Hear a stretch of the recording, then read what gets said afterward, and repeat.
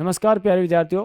आज अपन बात करेंगे ईएमआरएस का जो अभी एग्जाम हुआ था 22 मार्च को, वो अपने ड्राइंग का एग्जाम, जो इसमें कौन कौन से प्रश्न पूछे गए हैं और कौन से प्रश्न का कौन सा जवाब सही है और कौन सा है वो संशोधित होने वाला है, इन प्रश्नों के बारे में अपन बात करेंगे।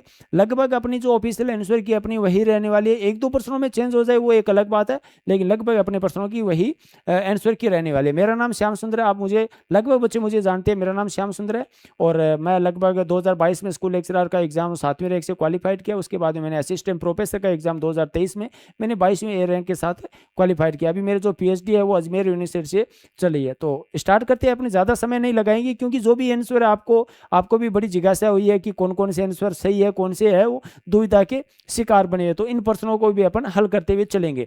तो शुरू करते हैं। जो भी एग्जाम आपको लगेगी ये प्रश्न है, आपको कौन सा डाउट है वो भी अपन कमेंट बॉक्स में रख सकते हैं। जो भी आपके जितने भी एग्जाम्स में आपके मार्क बने, कितने परसेंट सही है कितने गलत है, आप कमेंट बॉक्स में लगे, ताकि इनके बाद में जो भी एक वीडियो आएगा वो अपन कट ऑफ के ऊपर बात करेंगे। लगभग संभावित कट ऑफ है वो, उनके बारे में अपने विचार, अपने जो खुद के विचार वो भी रखेंगे। जो बच्चों की रिव्यू है वो भी आपके साथ पहुंचाने का प्रयास करेंगे। आपने अभी तक अगर यूट्यूब चैनल को सब्सक्राइब नहीं किया तो जल्दी से जल्दी यूट्यूब चैनल को सब्सक्राइब कर लीजिए। बेल आइकन को आप नोटिफिकेशन ऑन करके रखिए, जो भी आगामी वीडियो आप तक सबसे पहले सबसे तेज आप तक पहुंचेंगे। शुरुआत करते हैं ईएमआरएस का एग्जाम ड्राइंग का। 22 मार्च को हुआ था एग्जाम, ये ध्यान रखिएगा, 3-4 दिन पहले ही। मौर्यकालीन सिंह है स्तंभ सुरंग सीधा। ये मौर्य काल की जो प्रतिमा है ये कहाँ पर है? भोपाल। थोड़ा सा मैं पेन का जो कलर है वो चेंज कर लेता हूँ। भोपाल है। राज्य संग्रहालय, सारनाथ संग्रहालय, सांची संग्रहालय। इस प्रश्न का जो सही जवाब है वो क्या है? ऑप्शन नंबर बी, यानी सारनाथ संग्रहालय इस प्रश्न का सही जवाब है। अगले प्रश्न के बारे में बात करते हैं। गुप्तकालीन सारनाथ से प्राप्त बुद्ध की बैठी प्रतिमा का काल क्या है? तीसरी शताब्दी, 5वीं, 6वीं, 4वीं। एक बात ध्यान रखिए, जो भी आप इस एग्जाम के अंदर प्रश्न पूछे गए ईएमआरएस के सिलेबस के अकॉर्डिंग प्रश्न आए हैं। जो भी यहाँ जैसे 5वीं शताब्दी गुप्त काल की जो बैठी हुई बुद्ध की जो बैठी हुई प्रतिमा, वो आपके सिलेबस के अंदर भी 5वीं शताब्दी, एनसीईआरटी में भी 5वीं है। तो इस प्रश्न का भी सही जवाब क्या है? ऑप्शन नंबर बी, यानी 5वीं शताब्दी इस प्रश्न का सही जवाब है। अगले प्रश्न के बारे में बात करते हैं। गुप्तकालीन जैन तीर्थकर की मूर्ति का माध्यम क्या है? गुप्त काल की बात हो रही है, जैन तीर्थकर की मूर्ति का माध्यम पूछा है। तो लकड़ी, टेराकोटा, धातु, पत्थर इस प्रश्न का क्या है? ऑप्शन नंबर 4, यानी डी इस प्रश्न का सही जवाब है।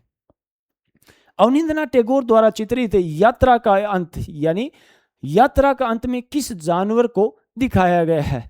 तो आपको पता है, दिखा हुआ है ना, ऊंट। ये लाल पृष्ठभूमि में, ये भी ध्यान रखिएगा, लाल पृष्ठभूमि में ये क्या है? दिखाने का प्रयास भी इन्होंने किया है, लाल पृष्ठभूमि। तो इस प्रश्न का भी सही जवाब क्या है? ऑप्शन नंबर डी, यानी ऊंट आपका सही आंसर है। अगले प्रश्न के बारे में बात करते हैं। गोवर्धन पर्वत को उठाते हुए कृष्ण, अकबर कालीन पूछा है, ये ध्यान रखिएगा, स्पेशली गोवर्धन पर्वत को उठाते हुए कृष्ण। देखो एक चित्र है राजस्थान शैली की, एक उपशैली बीकानेर शैली, वहां पर भी ये चित्र है लगभग 1585-90 के आसपास। तो वहां पर किसने बनाया? साहिबदीन के द्वारा, बीकानेर के एक प्रसिद्ध चित्रकार के साहिबदीन, उनके द्वारा यह चित्र बनाया हुआ है। लेकिन इन्होंने अकबर कालीन पूछा है, और अकबर कालीन ये चित्र किन के द्वारा बनाया गया है? ये चित्र है वो मिस्किन के द्वारा बनाया गया है। अब मिस्किन के द्वारा बनाया गया, लेकिन ऑप्शन में मिस्किन नहीं है, तो इस प्रश्न का क्या जवाब होगा? जगन्नाथ, तारानाथ। यहां तक तो सोचने का अपना विचार भी नहीं जा रहा है। तो यहां पर गोवर्धन, देखो आपके सिलेबस के अंदर 3 लाइनिंग डाली हुई है, नंबर 1, नंबर 2, नंबर 3, 3 लाइनिंग है। यहां इन्होंने क्या लिखा है? इस गोवर्धन पर्वत को उठाते हुए कृष्ण, यहां इस लाइन को यहां डाल दिया। फिर यहां एक नाम लिखा है छोटा सा पेंटर।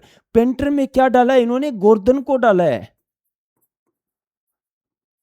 गोवर्धन को पेंटर में डाल दिया। यहां क्या डाला है इन्होंने? मिस्किन को डाला है। अब मिस्किन को यहां डाल दिया, साथ में अकबर है। अब इस प्रश्न का सही जवाब क्या है? क्योंकि इन्होंने ये जो गोवर्धन पर्वत को उठाए, ये चित्र किन के द्वारा बनाया गया? अकबर कालीन, तो ये मिस्किन के द्वारा बनाया गया। लेकिन यहाँ ऑप्शन मिस्किन नहीं है, तो इस प्रश्न का अगर ऑप्शन मानेगा आयोग तो ए मानेगा, अदरवाइज इस प्रश्न को आयोग को वापिस लेना पड़ेगा, यानी क्वेश्चन को डिलीट करने होगा। सारे को बराबर नंबर है वो आपको मिलने वाला है, अदरवाइज मानेगा तो ये ए मानेगा। बात करते हैं अगले प्रश्न में। इनमें से किस गुफा में बौद्ध, ब्राह्मण और जैन, यानी तीनों ही धर्मों को दर्शाया गया, यानी धर्मों की त्रिवेणी किसे कहा गया है? एलोरा गुफा, अजंता, एलिफेंटा, उदयगिरी। इस प्रश्न का सही जवाब क्या है? एलोरा, ऑप्शन नंबर ए, सामान्य कॉमन प्रश्न है। बनी ठनी चित्र के चित्रकार कौन है? देखो बनी ठनी के बारे में बात हो रही है। बनी ठनी का प्रश्न ना आए ऐसा कोई ड्राइंग का एग्जाम ही नहीं। राजस्थान शैली का एकमात्र तो हमारे जो निहाल चंद मोहर ध्वज निहाल चंद के द्वारा ये बनाया गया। बनी ठनी किन की प्रेमिका थी? तो सावंत सिंह की। सावंत सिंह का उपनाम क्या था? नागरीदास। इनकी प्रेमिका थी बनी ठनी। राधा के रूप में सावंत सिंह मानते थे कृष्ण और राधा की जो प्रेम है वही इन्होंने दिखाने का प्रयास किया। तो इस प्रश्न का सही जवाब क्या है? निहाल चंद बनी ठनी। ये चित्र आप देख लीजिए, आगामी एग्जाम्स में भी बड़ा महत्वपूर्ण रहने वाला है। अगले प्रश्न के बारे में बात करिए। हड़प्पा से प्राप्त पुरुष धड़ का आयाम क्या है? पुरुष धड़ की बात हो रही है, पुरुष नर्तक की बात नहीं हो रही। पुरुष धड़ है, हड़प्पा में है और ये पुरुष धड़ है। इसका जो आकार है ऑप्शन नंबर ए यानी 9.2, 5.8 और 3 सेंटीमीटर इसका ऑप्शन है। अगले प्रश्न के बारे में बात करते हैं। दीदारगंज से प्राप्त चावर धारिणी मूर्ति की मुद्रा क्या? देखो कितना शानदार प्रश्न है। ये मुद्रा, ये चावर धारिणी की जो प्रतिमा है, ये चावर धारिणी एक जीव ने जो दाएं हाथ है उसके अंदर ले रखी है। इसकी मुद्रा है सालबंजी का। बैठी मुद्रा में तो नहीं है, खड़ी हुई दिख रही है, पहला तो प्रश्न। नृत्य मुद्रा में भी नहीं है, एकदम सीधी खड़ी हुई है। सालबंजी का, सालबंजी का किसे कहते हैं? जो वृक्ष को पकड़े हुए उनको सालबंजी का कहते हैं। तो वृक्ष को भी इन्होंने नहीं पकड़ रखा है। इस प्रश्न का जो सही जवाब क्या है? समभंग मुद्रा इस प्रश्न का सही जवाब है। प्रश्न नंबर 10वां। देवी प्रसाद राय चौधरी द्वारा निर्मित शर्म की विजय में कितने पुरुष आकृति को दर्शाया है? 1, 2, 3 और 4। इसके अलावा पुरुष हमें नजर नहीं आ रहा है। ऑप्शन नंबर डी इस प्रश्न का सही जवाब। लगभग कॉमन प्रश्न, जो चित्रकार का स्टूडेंट है वो इस प्रश्न को गलत नहीं करेगा। जो एक लकड़ के जो भाले है 2 ले रखे उनको पत्थर को खिसकाने का काम कर रहे हैं। चित्र चांद बीबी पोलो खेलते हुए, चांद बीबी पोलो खेलते हुए किस शैली में है? मुगल शैली में नहीं है। गोलकुंडा, राजस्थानी, पहाड़ी। तो इस प्रश्न का सही जवाब क्या है? गोलकुंडा। इसमें थोड़ा सा प्रश्न थोड़ा सा डिफिकल्ट बनाया जा सकता था अगर इन्होंने बीजापुर और एक अहमदनगर अगर दे देते, थोड़ा सा डिफिकल्ट होता है। अदरवाइज ये कॉमन प्रश्न है। गोलकुंडा इसका एकदम राइट आंसर। मुझे नहीं लगता किसी ने अगर कोई गलत किया है तो। अगले प्रश्न के बारे में बात करते हैं। कोणार्क के सूर्य मंदिर का निर्माण का समय, ये कोणार्क के सूर्य मंदिर है। इस निर्माण का समय माना है लगभग, इस मंदिर का कितना समय माना जाता है? तो 13वीं शताब्दी। लगभग कितना है? 1240 से 1250। ये लगभग समय एनसीईआरटी में 40 दे रखा है और अदरवाइज 1238 से 1264 भी कई किताबों में मिलता है। तो 13वीं शताब्दी इस प्रश्न का क्या है? सही जवाब है। कोणार्क के सूर्य मंदिर कभी अगर जाने का अवसर मिले तो जरूर जाइए, बहुत बड़ा शानदार मंदिर है। चित्र सिटी इन द लाइट यानी रात्रि में शहर के चित्रकार कौन है? गणेंद्र नाथ टैगोर। देखो ऐसा कोई कलाकार नहीं था। गणेंद्र नाथ टैगोर, अवनींद्रनाथ, गगनेंद्रनाथ, रविंद्रनाथ। इस प्रश्न का सही जवाब क्या है? गगनेंद्रनाथ ठाकुर थे, जो city in the light NCERT की बुक में आपको मिल जाए। वैसे सिलेबस में भी दिया हुआ है ये चित्र, तो आप सिलेबस के अकॉर्डिंग, लगभग आपके जो ईएमआरएस का एग्जाम हुआ है ना वो सिलेबस के अकॉर्डिंग आया। सिलेबस के अंदर सारा मेंशन किया हुआ है, वहीं से इन्होंने पुटअप किया है। तो बड़ा शानदार प्रश्न है। मैं इस प्रश्न को लेंथी नहीं कह सकता। हाँ, एवरेज टू मॉडरेट टू आसान की दिशा में ये रहने वाले। थोड़ी सी आपको हाई जो कट ऑफ है वो भी हाई देखने को मिलेगी, जरूर मिलेगी, क्योंकि थोड़ा सा इजी टू मॉडरेट रहा है। मैं मॉडरेट टू हार्ड की ओर तो नहीं जाऊंगा, लेकिन मॉडरेट टू इजी इस प्रश्न को रखेंगे। अगला जो प्रश्न है, एलिफेंटा की गुफा में निर्मित त्रिमूर्ति का समय क्या? देखो एलिफेंटा गुफा का जो समय है लगभग एलिफेंटा गुफा का जो आपको सिलेबस की आपके ईएमआरएस के सिलेबस के अंदर इन्होंने दिया हुआ है वो 9वीं शताब्दी दिया है। तो इस प्रश्न का सही जवाब क्या है? 9वीं शताब्दी इस प्रश्न का बिल्कुल सही जवाब। आयोग 9वीं शताब्दी मानने वाला है, आपको ये भी ध्यान रखना है। त्रिमूर्ति ये है, एलिफेंटा के अंदर मिली है। एलोरा की गुफाओं का काल क्या है? एलोरा की गुफा 4वीं से 6वीं शताब्दी बिल्कुल भी नहीं। आपने अगर एलोरा को थोड़ी सी एक बार हल्के फुल्के अगर देखा तो भी आप इस प्रश्न को आराम से करोगे। 7वीं से 12वीं शताब्दी भी बिल्कुल नहीं है। क्यों नहीं होगी? क्योंकि जो 1 से 12 नंबर तक की गुफा किनको है? बौद्ध काल को समर्पित है। और इस गुफा का जो समय माना जाता है 350 ईस्वी से 700 ईस्वी माना जाता है। यानी 1 से 12 नंबर गुफा की बात हो रही है, तो ये तो 7वीं मतलब ये तो हो ही नहीं सकता, मतलब 350। 6वीं से 10वीं ये भी नहीं हो सकता। 5वीं से 11वीं ये इसके सबसे नज़दीक है, और आपके जो सिलेबस है ना वहाँ भी 5वीं से 11वीं है। तो इस प्रश्न का सही जवाब क्या है? Option number B. इसके बाद में भी देखेंगे तो 7वीं से लगभग 972 ईस्वी तक इनको जो अपने ब्राह्मण धर्म की गुफा है यानी हिंदू धर्म की गुफा है वो मिलती है। फिर 9वीं से 12वीं तक जो गुफा है लगभग ऑथेंटिक बुकों में मिलता है ये। तो आपके जैन जो गुफा है 30वीं, 31वीं, 32वीं, 33वीं, 34वीं, 5 गुफा आपको कहाँ मिलता है? 9वीं से 12वीं शताब्दी। इस ऑप्शन के अकॉर्डिंग ऑप्शन नंबर बी इसका सही जवाब है। क्या हुआ? अगला जो प्रश्न है, चोल कालीन नटराज की मूर्ति कहां से मिली? बार बार पूछा जाता है नटराज की मूर्ति किन के समय की है? चोल कालीन है नटराज की मूर्ति, ध्यान रखिएगा, चोल कालीन है ये नटराज की मूर्ति। तंजावर, हम्मी, चोलापुरम, मदुरई। इस प्रश्न का सही जवाब क्या है? तंजावुर जिला है। और कहाँ पर है तंजावुर? तमिलनाडु के अंदर है। ये भी आपके सिलेबस के अंदर है। बड़ी शानदार आपके सिलेबस के, अगर आपने ढंग से सिलेबस पढ़ा है ना तो भी लगभग 70-80% तो सिलेबस से ही कर दोगे आप। ज़्यादा इतना डिफिकल्ट एग्जाम नहीं कर सकते अपन। हरिपुरा पोस्टर जो आपको पोस्टर दिख रहा है ये हरिपुरा पोस्टर है। ये किन के द्वारा हरिपुरा पोस्टर जो 1937-38 के दौरान बनाए गए थे, किन के द्वारा? तो नंदलाल बसु के द्वारा। सामान्य से प्रश्न है, कई बार एग्जाम्स में पूछा गया है। अगला जो प्रश्न है, पहाड़ी शैली का काल क्या माना जाता है? 15वीं से 17वीं साल, बिल्कुल गलत है। 16वीं से 18वीं, ये भी गलत है। 15वीं से 18वीं, ये भी गलत है। 17वीं से 19वीं शताब्दी, ये बिल्कुल सही है। इस प्रश्न का ऑप्शन नंबर डी इस प्रश्न का सही जवाब है, क्योंकि 16वीं से 19वीं शताब्दी, 16वीं से 18वीं, 16वीं से 19वीं राजस्थानी और मुगल शैली का समय है, तो 18वीं तक तो वो भी नहीं है। तो 15वीं से 17वीं से 19वीं शताब्दी पहाड़ी शैली का बिल्कुल सही समय है। शर्म की जो विजय है मूर्ति 1959 के अंदर बनाई गई है, गणराज्य की पूर्व संध्या पर कहाँ स्थापित की गई? ये दो वही पुस्तक है, नहीं वही चित्र है, मूर्ति है जिनके अंदर 4 पुरुष दिखाए गए हैं और लकड़ी की जो भाले है इनको लिए हुए, ये क्या है? ये पत्थर है, इनको धक्के देने का प्रयास किया। जो इनके जो शरीर का जो अंग है उनको मतलब बड़ी विचित्र तरीके, बड़ी शानदार तरीके से डीपी राय चौधरी जी ने दिखाने का प्रयास किया। इस प्रश्न का सही जवाब क्या है? चेन्नई का जो मरीना बीच है ये इस प्रश्न का सही जवाब है, ऑप्शन नंबर सी। कतरा टीले, ये कतरा नहीं है, ये कटरा टीला है। कटरा टीला से प्राप्त बुद्ध की बैठी प्रतिमा, ये बुद्ध जी है जो बैठी प्रतिमा है, कटरा टीले से प्राप्त है। राष्ट्रीय संग्रहालय सारनाथ, मथुरा, सांची। तो इस प्रश्न का ऑप्शन नंबर सी है इस प्रश्न का सही जवाब है, यानी मथुरा संग्रहालय इस प्रश्न का सही जवाब। एलिफेंटा की गुफा किस धर्म को समर्पित है? देखो एलिफेंटा के बारे में बात आ रही है और धर्म के बारे में पूछा। एलिफेंटा को आपको सबको पता है, ब्राह्मण, जैन, बौद्ध, शिव। तो ऑप्शन नंबर डी शिव। अगर यहाँ शिव धर्म नहीं होता और कहा ऑप्शन दे देता इनमें से कोई नहीं, तो अपन ब्राह्मण धर्म को मानते, बिल्कुल सही जाता। लेकिन यहाँ इन्होंने डायरेक्ट शिव धर्म को दिया है, शिव धर्म को दिया है, तो अपन ऑप्शन नंबर डी इस प्रश्न का सही जवाब होने वाला है। एलोरा में कितनी मंजिला गुफा है? देखो मंजिल पूछा है, कितनी मंजिला गुफा बनाई गई है एलोरा के अंदर? 1 मंजिला, 2 मंजिला और 3 मंजिला। बिल्कुल इस प्रश्न का सही जवाब क्या है? ऑप्शन नंबर सी 3 मंजिला। हाँ 2 मंजिला भी बने हैं लेकिन 3 मंजिला ज्यादा इनमें एलोरा के अंदर बना है। तो इस प्रश्न का सही जवाब क्या है? ऑप्शन नंबर सी। मोहनजोदाड़ो से प्राप्त नर्तकी की मूर्ति का माध्यम क्या है? ये मोहनजोदाड़ो के अंदर है, ये किस माध्यम में है? तो कांस्य के अंदर है।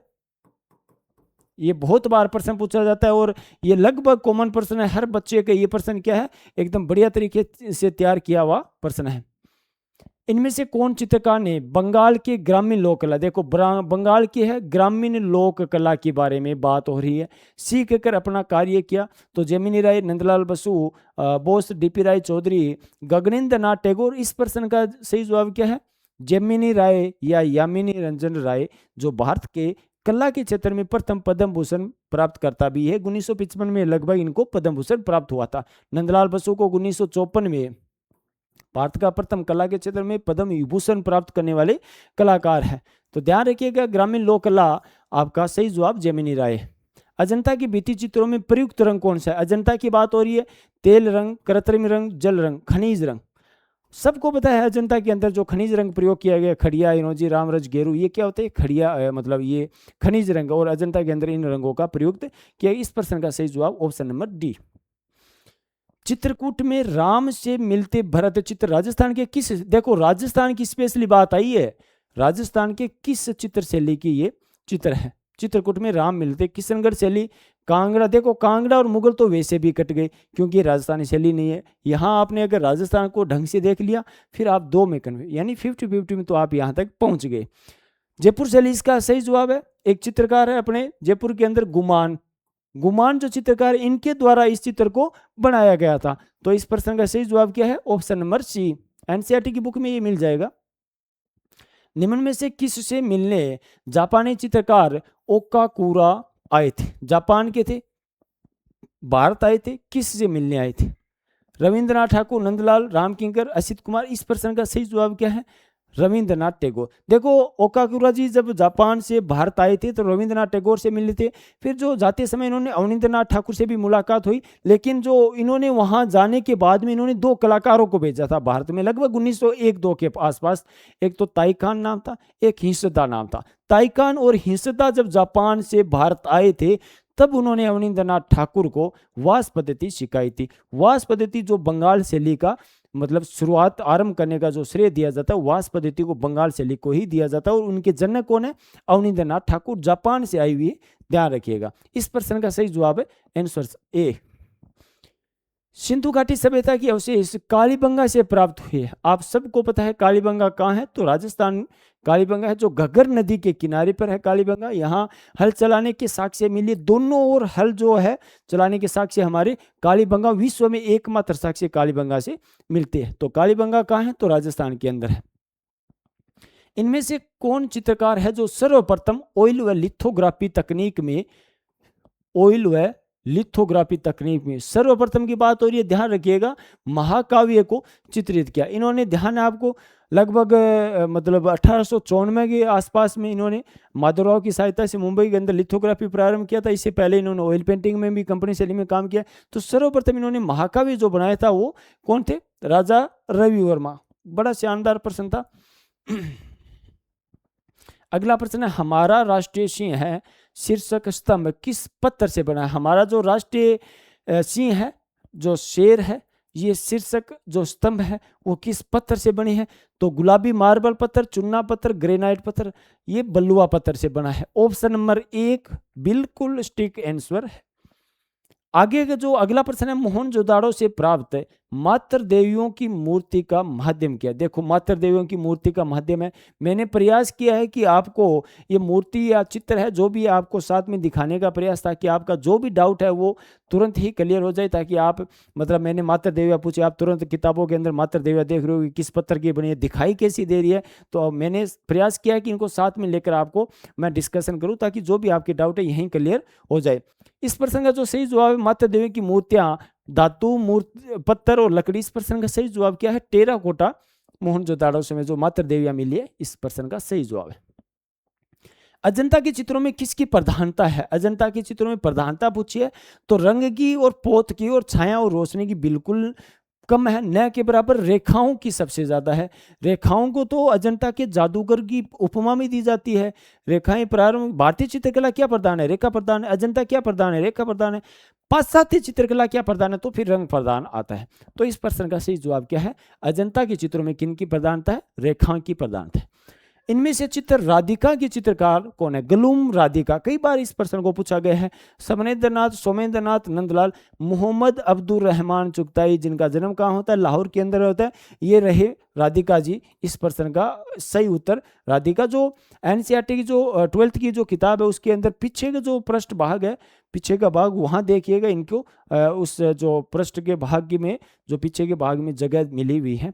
तो इस प्रश्न का सही जवाब मोहम्मद अब्दुल रहमान चुगताई। किस शासक के शासनकाल में खजुराहो में कंदरिया महादेव मंदिर का निर्माण हुआ? ये कंदरिया महादेव मंदिर है। निर्माण शासक पूछे तो मौर्य शासक, पल्लव शासक और चंदेल शासक इस प्रश्न का सही जवाब है। चालुक्य नहीं है, चंदेल शासक इस प्रश्न का सही जवाब है। तो खजुराहो आपको पता है लगभग 950 से 1050 ईस्वी के बीच में कंदरिया महादेव मंदिर किसने निर्माण किया? तो गंडदेव के पुत्र विद्याधर 1065 ईस्वी में। कहा जाता है कि जो कंदरिया महादेव मंदिर है, इनके गर्भगृह में कोई प्रतिमा नहीं है, कोई मूर्ति नहीं है, शिव ग्रह मतलब शिवलिंग है यहाँ। और शिवलिंग किस में बनी हुई है? तो संगमरमर में बनी हुई है। ये भी आप लोग ध्यान रखिएगा। आगे बात करते हैं अजंता की गुफा संख्या 1 में। देखो, गुफा संख्या 1 की बात हो रही है। निर्मित चित्र पद्म पाणी बोधिसत्व का काल क्या पूछा है? अजंता की बात हो रही है। तो 3री शताब्दी, 4ठी शताब्दी और 6ठी शताब्दी। इस प्रश्न का सही जवाब क्या है? 5वीं शताब्दी। और आपके जो सिलेबस है ना, सिलेबस के अंदर भी 5वीं शताब्दी दी हुई है। तो बिल्कुल स्ट्रिक्ट जवाब है इस प्रश्न का सही जवाब। मैंने आपके सिलेबस को बढ़िया से रीड किया है, उसके बाद में क्या है, क्योंकि आयोग जिस एग्जाम्स को करवा रहे हैं उसका पहले सिलेबस जारी करता है, उस सिलेबस के अकॉर्डिंग ही वो आंसर को मानेगी, उस सिलेबस के अकॉर्डिंग ही आपको जो प्रश्न है वो आने वाली है। तो इसका सही जवाब क्या है, सी। अजंता के चित्रों में किस रंग से रेखांकन किया गया, देखो काली रेखाएं, नीली रेखाएं, स्लेटी रेखाएं। अगर ऑप्शन में लाल रेखाएं होती तो बिल्कुल स्टिक जाता, लेकिन उन्हें मोटी भूरी रेखाएं मानी गई है जो लाल के लगभग वैसी है, तो ये प्रश्न, इस प्रश्न का डी ऑप्शन बिल्कुल स्टिक है। तो बिल्कुल सही जवाब इसका मोटी भूरी रेखाएं, आपको ऑथेंटिक किताबों में मोटी भूरी रेखाएं का स्पेशली नाम मिल जाएगा। तो इस प्रश्न का सही जवाब क्या है, ऑप्शन नंबर डी।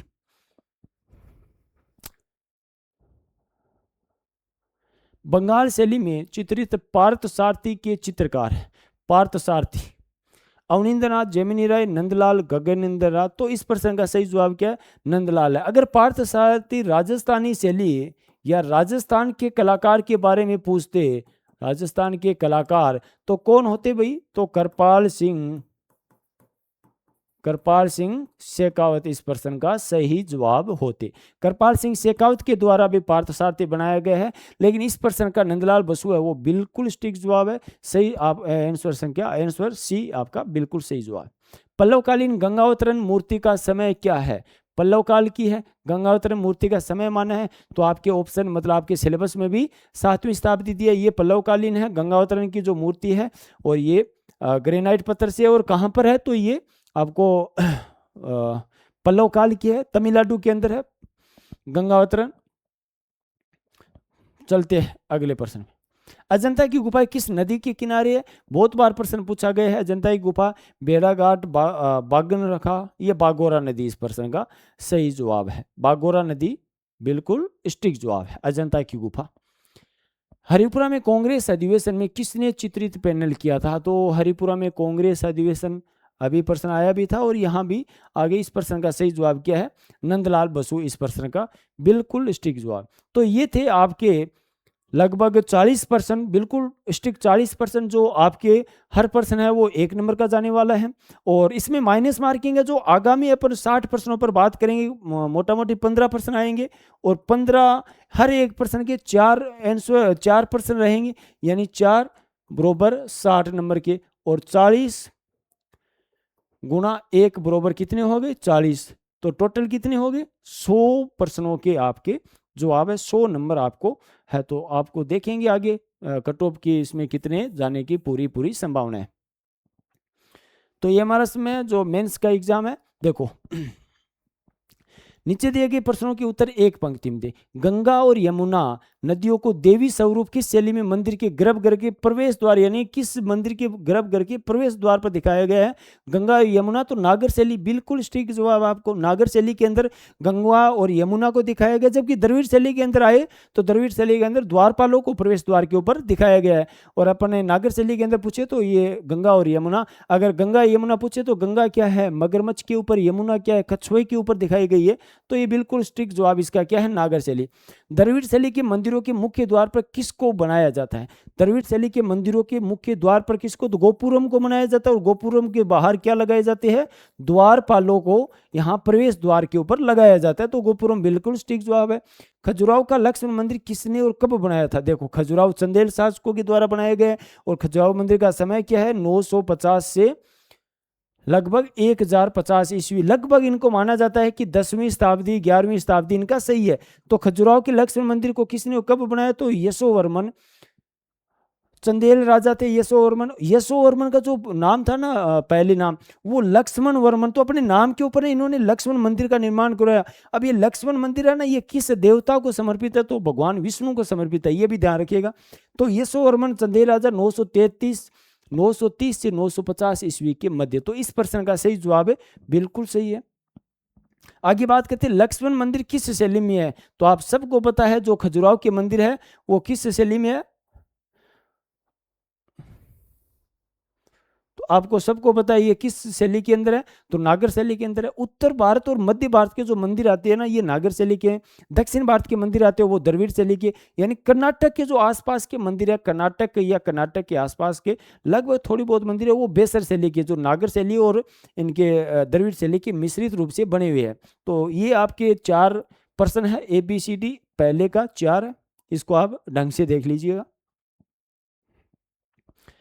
देवगढ़ का मंदिर किस काल का सर्वश्रेष्ठ है? तो देवगढ़ का मंदिर किस काल का है? तो गुप्त काल का, बिल्कुल सटीक जवाब है। देवगढ़ में किस देवता की अनेक मूर्तियां स्थापित की गई? तो विष्णु जी को अनेक मूर्तियां स्थापित की, ये भी आपको बिल्कुल, देवगढ़ में किस देवता को अनेक मूर्तियों को स्थापित किया गया? तो विष्णु जी आपने अगर लिखा है तो आपका सही जवाब है। देवगढ़ का मंदिर किस काल का है? आपने गुप्त काल लिखा है तो बिल्कुल ठीक है। 64 योगिनी मंदिर खजुराहो किस प्रकार के शिलाखंडों को काट बनाया गया? तो ग्रेनाइट शिलाखंडों को काटकर 64 योगिनी मंदिर बनाया गया, बिल्कुल ठीक है। विष्णुपुर का मंदिर किस माध्यम में बना है? तो टेराकोटा के मिट्टी की ईंट से विष्णुपुर का माध्यम बना। ये भी 4 प्रश्न आपके सही है, यानी प्रश्न 2 आपके कंप्लीट हो गए। प्रत्येक प्रश्न के 4 प्रश्न है और 4 को एक एक लाइन में आपको आंसर देना था। विमान मंदिर किसे कहते हैं? विमान है वो गर्भगृह के ऊपर के शिखर का दक्षिणी यानी द्रविड़ शैली के, ये भी आपको लिखना है भाई, द्रविड़ शैली के जो मंदिर के गर्भगृह के ऊपर के शिखर होते थे ना, उसे विमान कहा जाता था। तो ये भी पॉइंट आपको यहाँ नोट करना है। द्रविड़ शैली के जो मंदिर होते थे उनके गर्भगृह के ऊपर के जो शिखर होते हैं, अपन यहाँ जो नागर शैली के मंदिर है या उत्तर काल के जो मंदिर है, उत्तर मध्य भारत के जो मंदिर है उसे नागर शैली के नाम से जानते हैं। यहाँ के जो शिखर होते हैं ना मंदिर के ऊपर, गर्भगृह के ऊपर, उसे शिखर कहते हैं। लेकिन द्रविड़ शैली या दक्षिण भारत के अंदर जो शिखर होते हैं उसे किस नाम से जाना जाता है? तो उसे विमान कहा जाता है। तो गर्भगृह ऊपर का जो शिखर होता है उसे विमान कहा जाता है, जो द्रविड़ शैली की, स्पेशली ध्यान रखना। प्रदक्षिणा किसे कहते हैं? तो गर्भगृह के चारों ओर की गई परिक्रमा पथ को प्रदक्षिणा, ये भी सही जवाब है। बेसर शैली किसे कहते हैं? तो नागर और द्रविड़ शैली के मिश्रित रूप को क्या कहा जाता है? तो बेसर शैली कहा जाता है। स्तूप किसे कहते हैं? तो बौद्ध अवशेष वाले गुम्बदाकार स्मारक, ऐसा भी आप लिख सकते हो कि बौद्ध के समाधि, बौद्ध धर्म की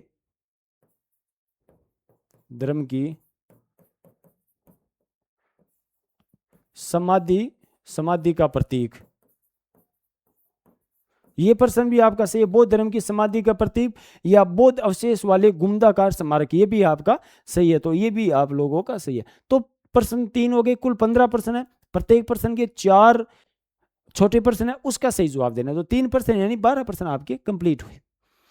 बादामी की गुफा में भित्ति चित्रों में किस देवता को दर्शाया गया? देखो, बादामी की गुफा में भित्ति चित्रों को शिव नटराज को भी दर्शाया गया है और मुख्यतः विष्णु जी को, विष्णु भगवान को भी दर्शाया गया है, विष्णु भगवान को भी दर्शाया है।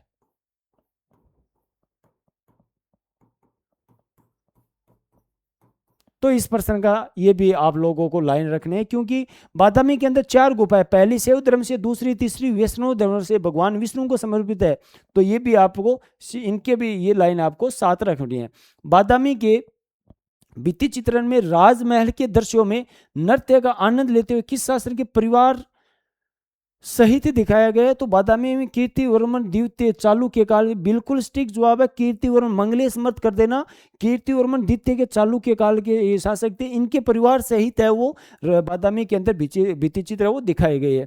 पल्लवकालीन कौन से राजा कला प्रेमी व कला संरक्षक थे? पल्लवकालीन कौन से राजा? तो महेंद्रवर्मन। पल्लवकालीन कौन से राजा कला प्रेमी व कला संरक्षक? तो महेंद्रवर्मन थे। एक इनका जो नरसिंहवर्मन भी थे, नरसिंहवर्मन प्रथम और नरसिंहवर्मन द्वितीय। अब नरसिंहवर्मन द्वितीय ना, इनको राज सिंह के नाम से जानते थे,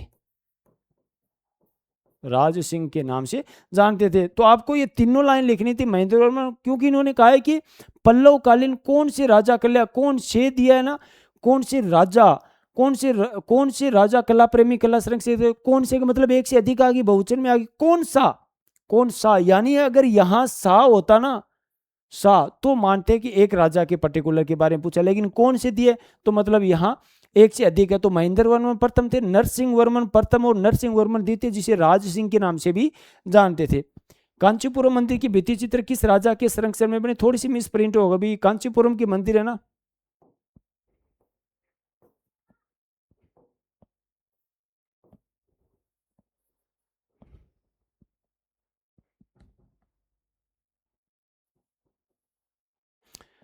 इस प्रश्न का जो सही जवाब है कांचीपुरम मंदिर का, ये इस प्रश्न का सही जवाब है नरसिंह द्वितीय,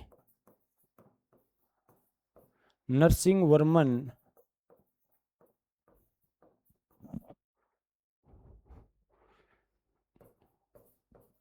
द्वितीय, इसे राज सिंह भी कहा जाता है। इनके समय है वो कांचीपुरम मंदिर के भित्ति चित्र किस राजा के संरक्षण में बने?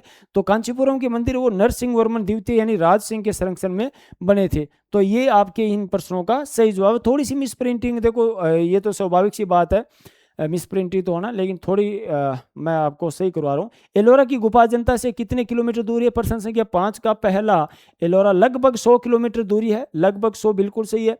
अजंता व एलोरा महाराष्ट्र के कौन से जिले में? तो औरंगाबाद जिले के अंदर अजंता व है, एलोरा है वो औरंगाबाद जिले में। एलोरा की बौद्ध गुफाएं आकार में अन्य गुफाओं से किन प्रकार से भिन्न है? तो एलोरा में जो बौद्ध गुफाएं है,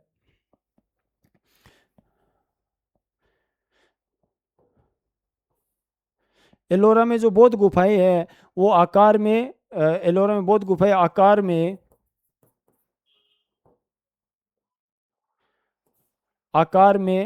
बड़ी बड़े आकार में बड़ी गुफाएं हैं, बड़ी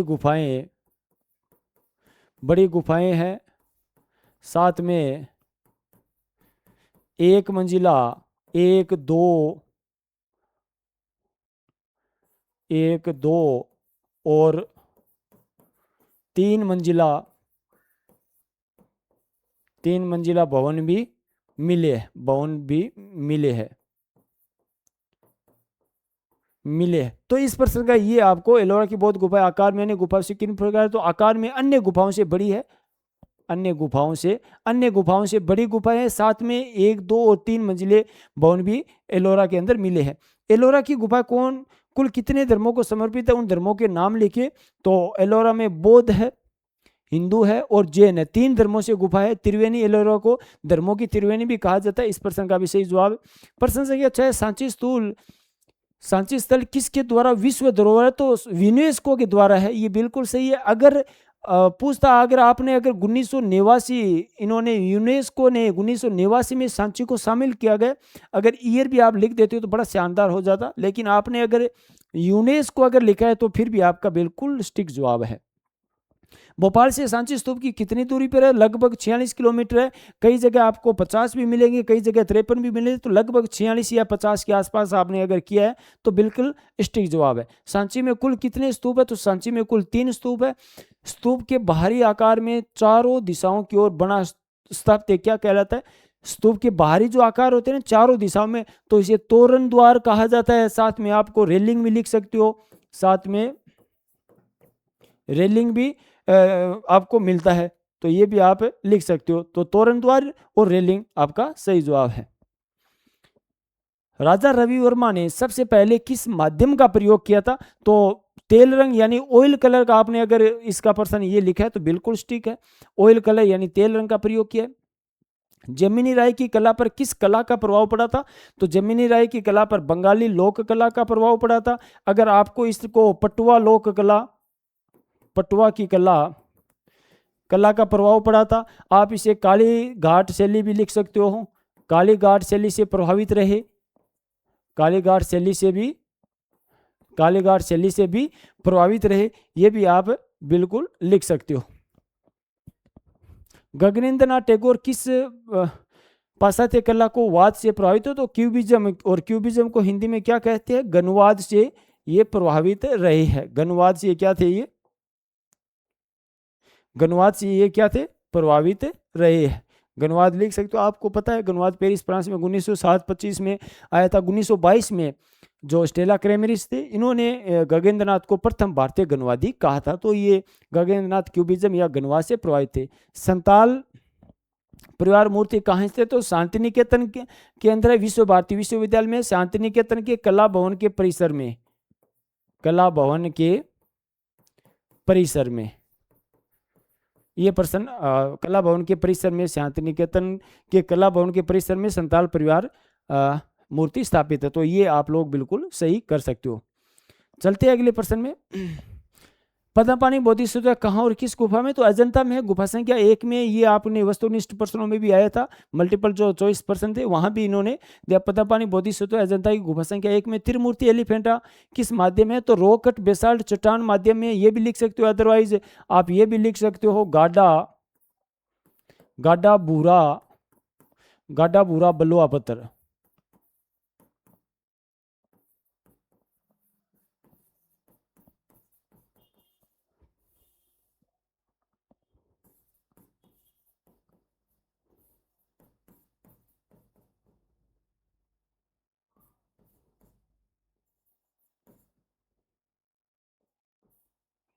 अरे थोड़ा सा क्या है कि ये पेन आज,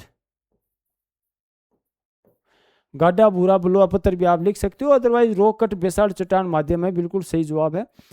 एलिफेंटा की गुफा किस धर्म को समर्पित है? तो एलिफेंटा की गुफा आपको शैव धर्म करना है भाई, शैव धर्म से संबंधित है।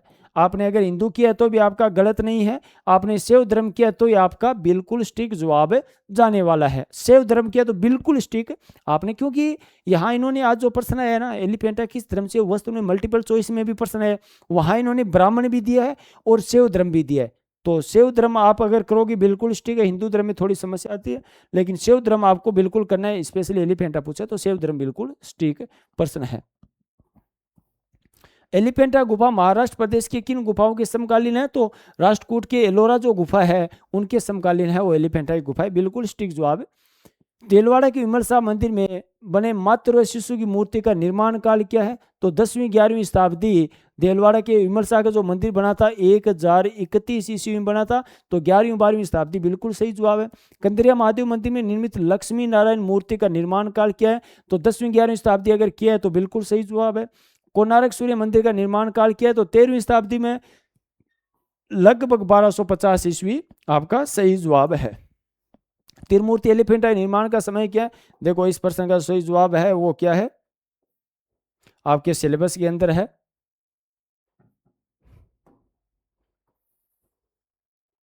9वीं शताब्दी।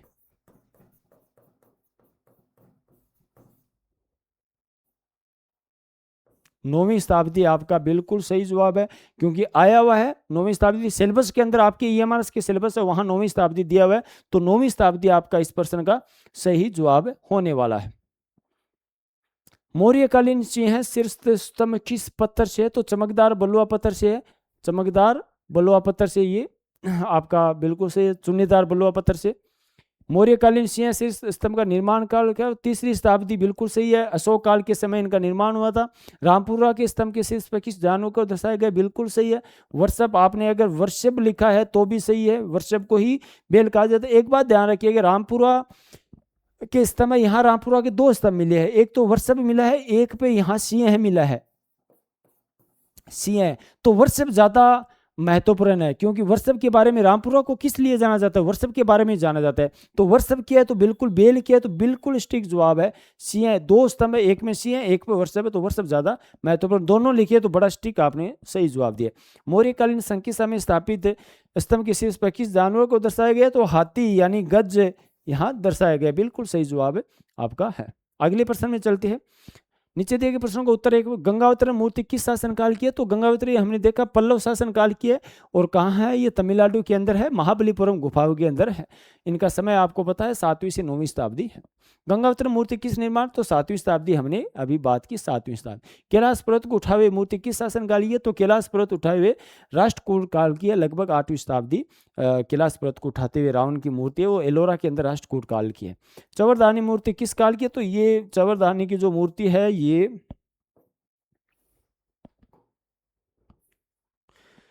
चोरदान की मूर्ति किस काल की है? तो ये मौर्य काल की है। मौर्य काल की लगभग तीसरी शताब्दी ईसा पूर्व। ये इस प्रश्न का सही जवाब है। ध्यान रखिए, ये इस प्रश्न का सही जवाब है, आप नोट कर लीजिएगा।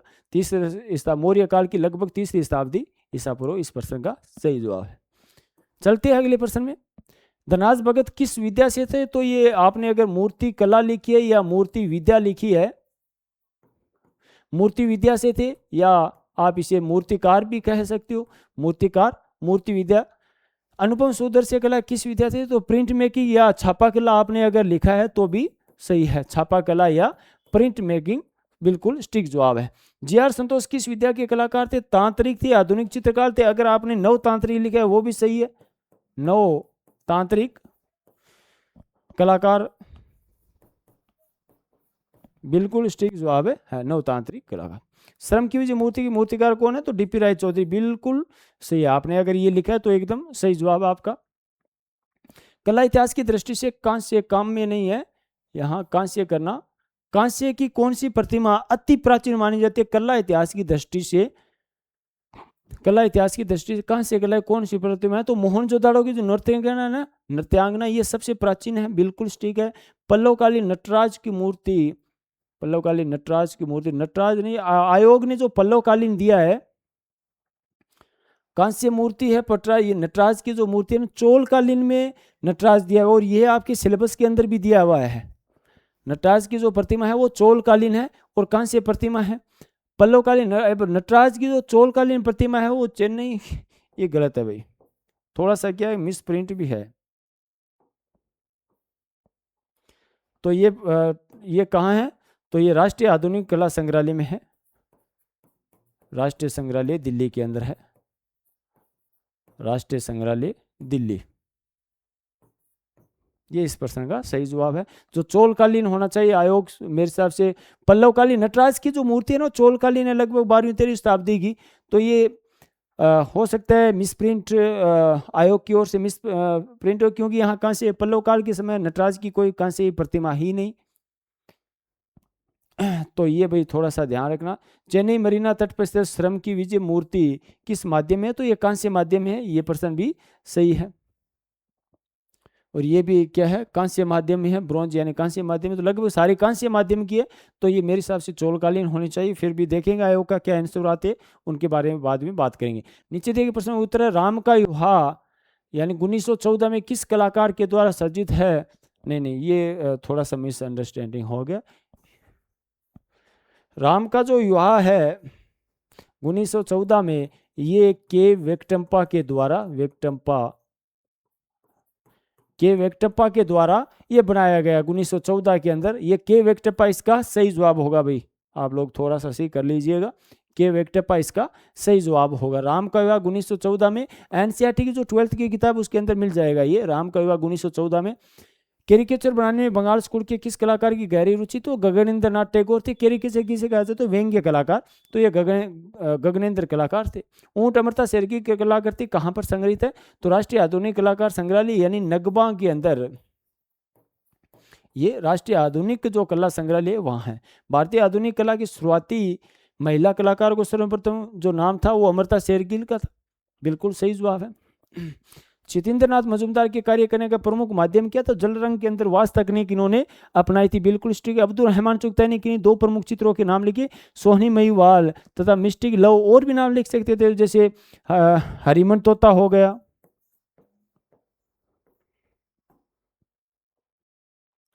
हरिमन तोता, और एक यहाँ पर्सन भी आया हुआ है राधिका,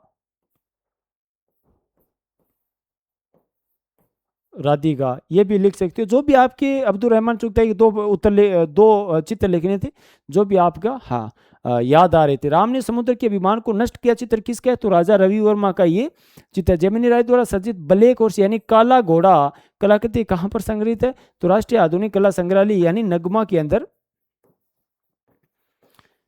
ये है।